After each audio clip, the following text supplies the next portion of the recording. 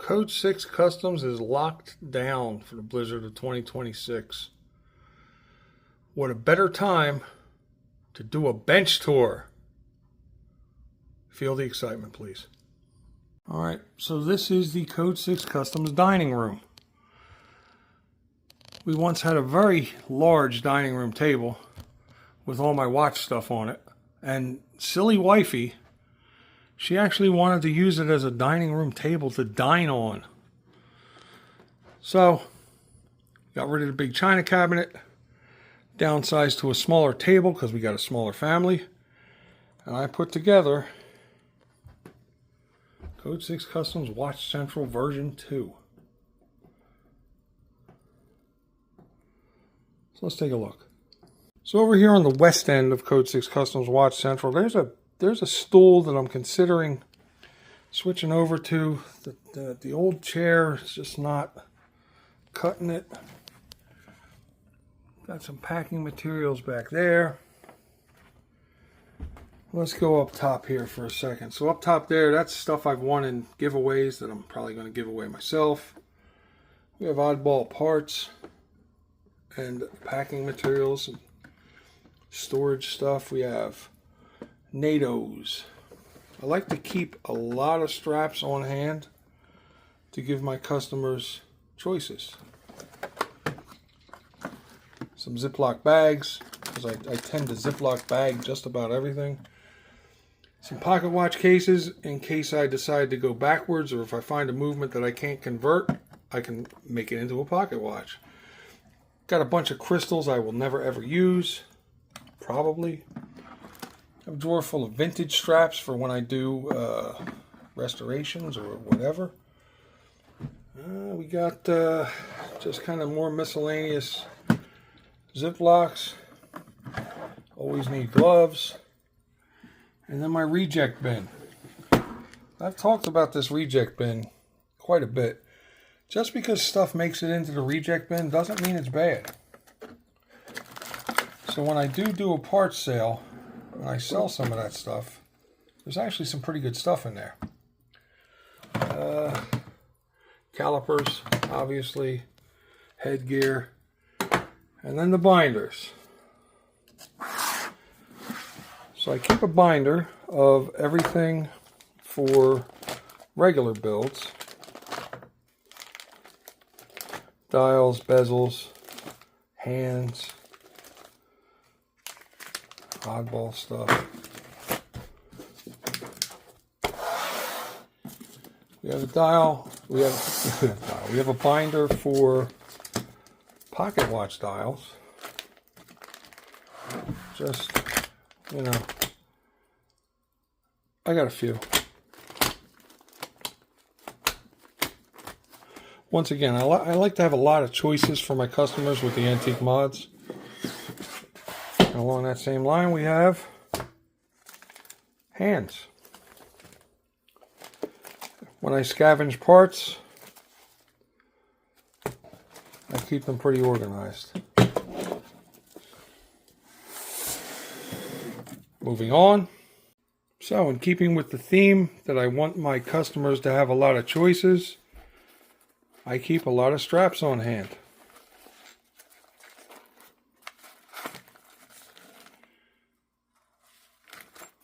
And if we can't come up with something you like, I can order them pretty much at will.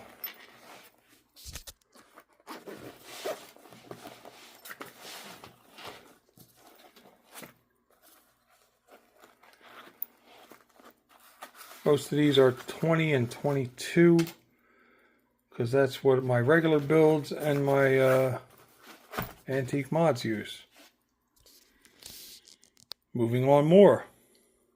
Now we'll move into the meat and potatoes area of Code 6 Customs Watch Central. This is where I do my builds, I do my shows for whatnot.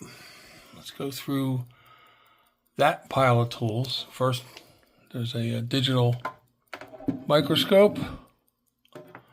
Not a great one. It's an Amazon one, but it does what I need it to do. We have a staking set that is an Amazon staking set. But it does what I need it to do. I have more stakes back there. Mainspring barrel snugger.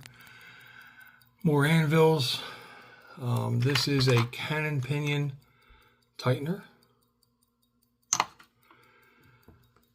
That is to hold balance bridges so that the hairspring and the balance wheel doesn't get mucked up. This is a hand measurer for diameters. For when I get pocket watch hand lots and I don't know what they fit, I can at least tell you what size they are and figure it out from there. This is a cool tool that I use to, I've used to snug up seconds hand tubes. It's a snugger upper. That's the best name I can give it. Back there, we do the tweezers. So the tweezers, I haven't spent a ton of money on tweezers. These are Amazon joints. I do have a vintage brass set, a little smaller, curved. I have two specialty tweezers here. This one is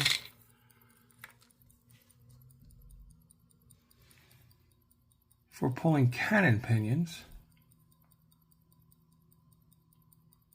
Bink. This one is for holding wheels. For holding wheels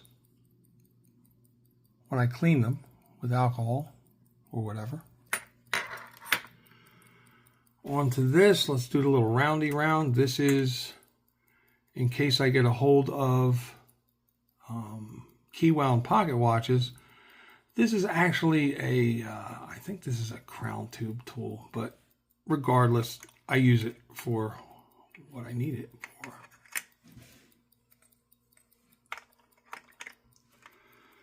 We have hand pullers. We have different style hand pullers. It's better to have it and not need it, need it not have it. These are winders for various pocket watches. That's the larger ones. You got the mid-size.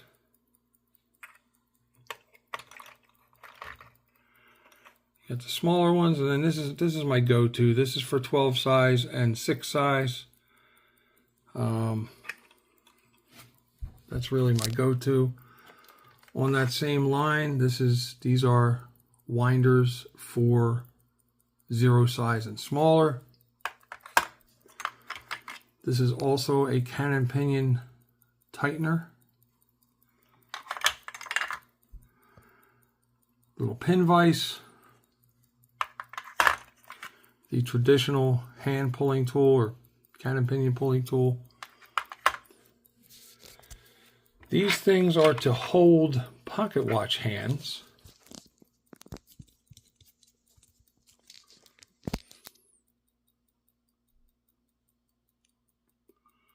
Put the pocket watch hand down in there, and it gives you the ability to ream them out. If they're too small, you can ream them out. Broach them is actually probably the better term. This is a device to put my screwdrivers in when I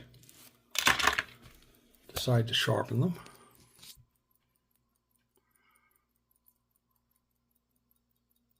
The 50-cent measuring cone.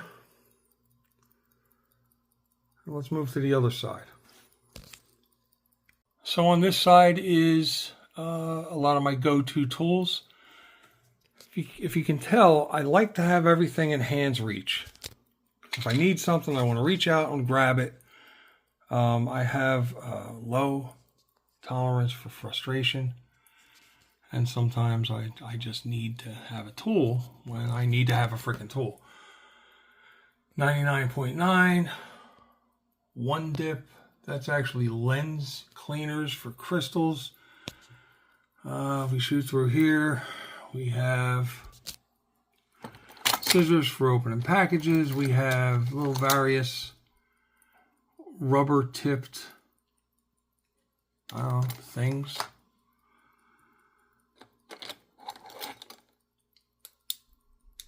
black light for showing lume. A couple specialty tweezers, flat ends, plastic ends. Another pin vise over here, double-sided for bigger and smaller. Some pegwood laying around.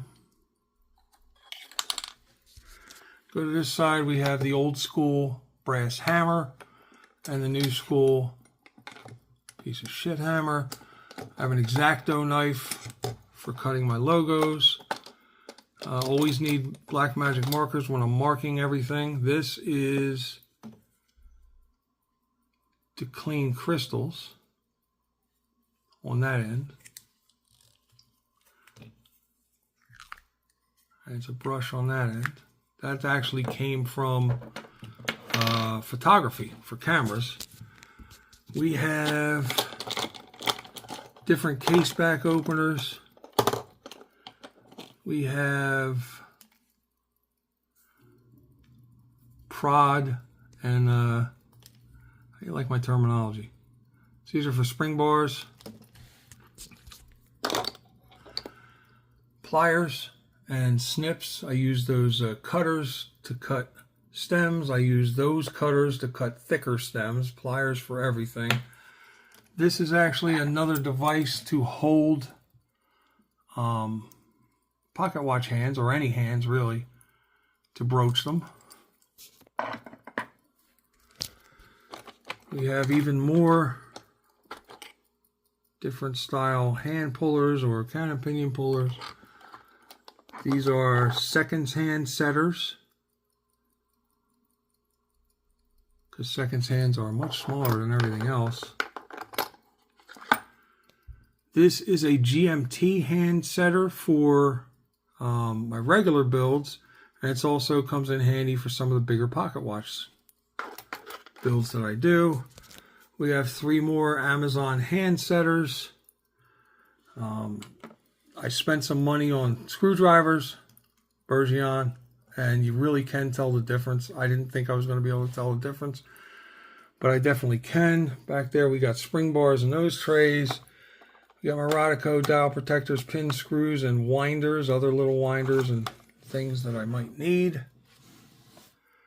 And again, all in hand's reach. Over to the east end of Code 6 Customs Watch Central. Up top we have the ultrasonic. We have a labeler because I label stuff. You probably have already seen that. We have some cushions, some trinkets from friends. Case back remover for kind of Rolex-ish stuff. The roundy round for when I do my whatnot shows. We got the rubber ball. We got the puffer. Down here, that is my regular build organization. NH movements, Miyota movements, ETA movements, 6497, quartz movements. Got some case backs. Got a catch-all down there, NH cases, Miyota cases, 6497 and 8 cases. Miscellaneous cases, rings and spacers, oddball builds. Pretty much pocket watch stems and crowns, spring bars, extra screwdriver blades, brooches, finger cots, logos, because I put my own logos on the dials sometimes, and the movements.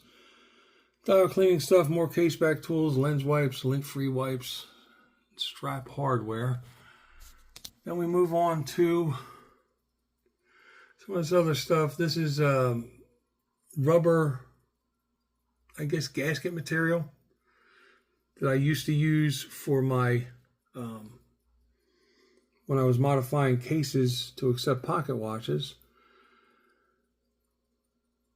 Movement dial, bracelet holders, oil, gasket grease, case press. These are the little tiny plastic boxes that I use. Large zip tie, Ziploc bags. Movements, I got extra tweezers, cleaning brushes, pithwood, swabs, pegwood, dial size Ziploc bags, movement holders, which show a couple different kinds, kind of the traditional kind. These are actually sized specifically for NH movements on one side and the 2824, 2836 Swiss movements on that side.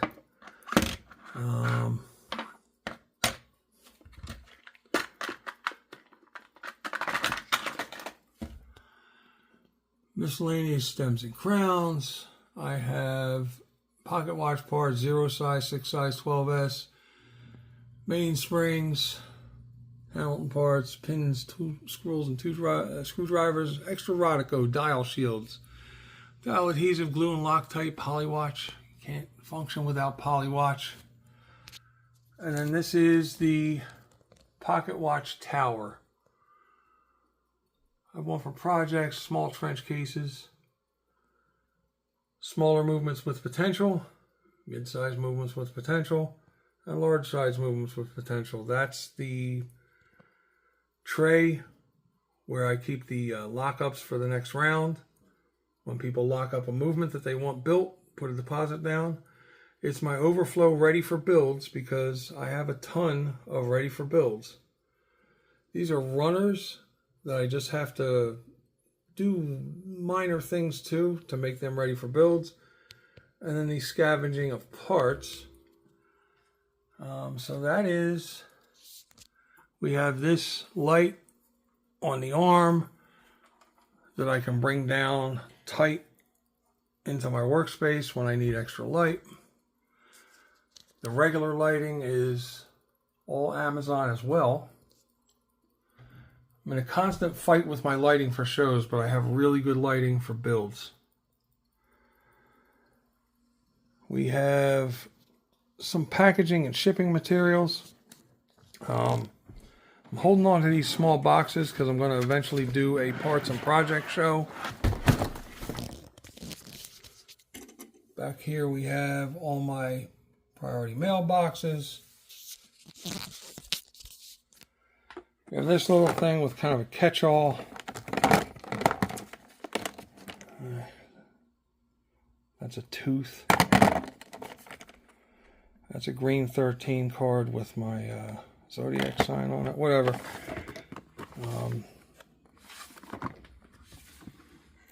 Right.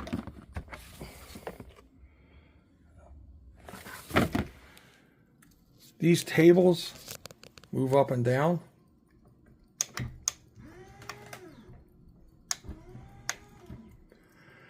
Because if you've ever worked on watches, hunching over is no good. So I bring the table up to chest height. Works out real nice. So, that's that. From the beautiful Code 6 Customs Watch Central. Until next time, I appreciate everybody's support and hope I haven't bored you to death. Follow me on Instagram at C6C Watches to find all my brand new builds first. And we do business there also.